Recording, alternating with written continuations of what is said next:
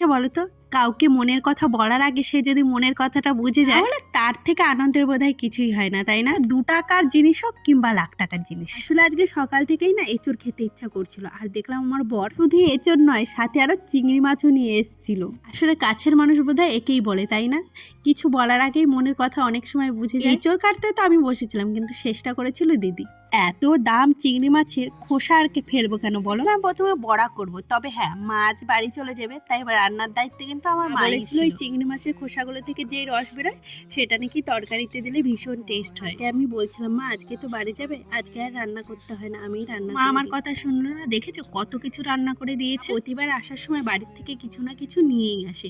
এবারে কটা নারকেল এনেছিল, বলছি যাবার আগের কটা নাড়ু বানিয়ে দিই, তোরা পরে খেতে পারবি, আর খাবি যখন তখন আমার কথা মনে করবি। আমরা বেশিরভাগ মানুষই এই ভুলটা করি, মানুষ যখন কাছে থাকে না তার গুরুত্ব আর ভালোবাসাকে ঠিক একটা বুঝতে পারি না, তো যখন মানুষটা দূরে